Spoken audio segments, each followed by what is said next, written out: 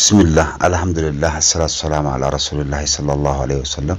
السلام عليكم ورحمة الله وبركاته. دعوة وطافي ورطوفية كم برتم بكتتنا جافي رحمنا ربي سيو جاجرته إيشان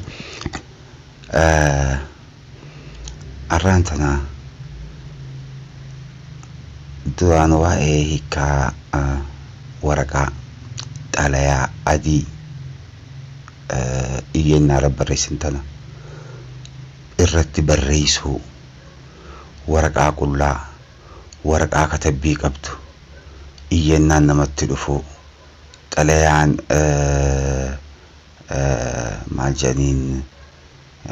رسالة دبدابي جنينيسا أكستي تليان إرقادا نمت دفو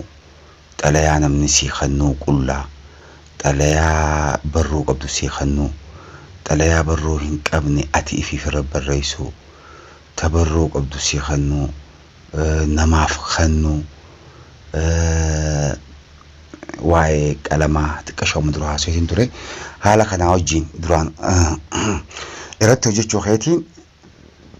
ميدرو غافين سنغافا دجيديسي تلايا يچونغا ورقان توني تكاس هيدوس تكشوس قدوداس akka malafatti yookiin ammoo akka gartee miti maal janiinsa xarayaaga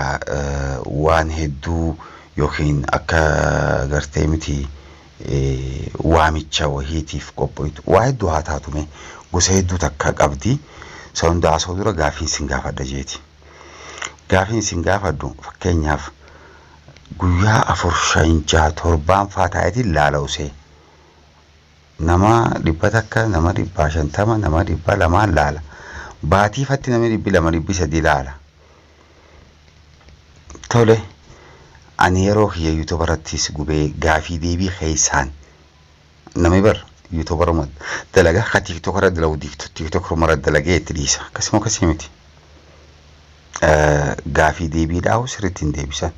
nama hedduu laalee argeessi ammoo kara wani whatsapping godefan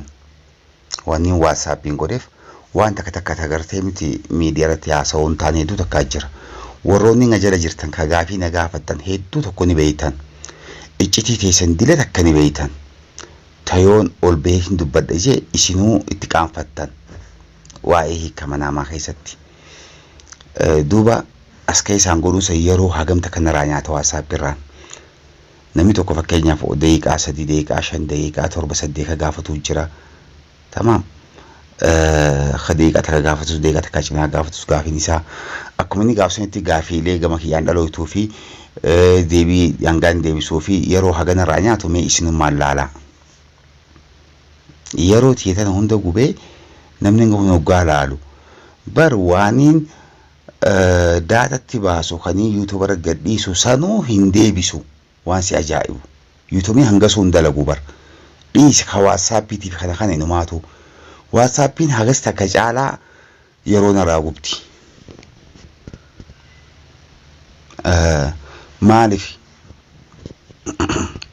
maaliif subscribe namni harki irra guddaan ka subscribe hin gonne laala ka godhee miti kan godhiniitu laala harki irra guddaan dibbarra 40 ka godhe yoo ta'e dibbarra 60 kan goonee laala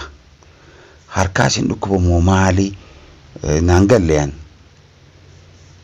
anis barkana biratti pranki fi waan adda addaa hojjechuu barniin beeka garummoo waan tola ta'u takka bareeduma takka waan gartee namaaf bu'aa qabu takka yoo hojjettee jechumaaf hin jaa malee sanumaafiin kana hojjechuu jira malee waan rabbiin isin jibbine waan rabbiin sitti naman gaafanne jechumaaf isin hoo maaliif kijiba san feetanii dhugaa tanan feeneme agal gartee miti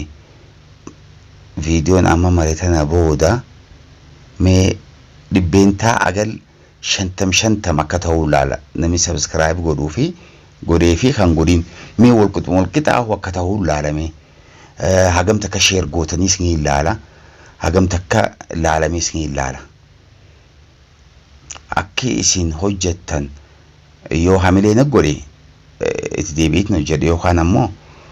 dalagaan tabiraatu hedduu jechuu barbaadeeti. Kuni kaduraati halammadaa warroonni telegiraama raggaafattu warroonni iimoo raggaafattu warroonni kooment irratti gaafiin gaafatan tokko hin deebisu. Karaa waatsaappii qofaan warri karaa waatsaappiitis hin bilbilinaa ni siin barreessinaa. Nama barruu na gaafatu fa'aa jira. Akkana jechuun maal jechuudha?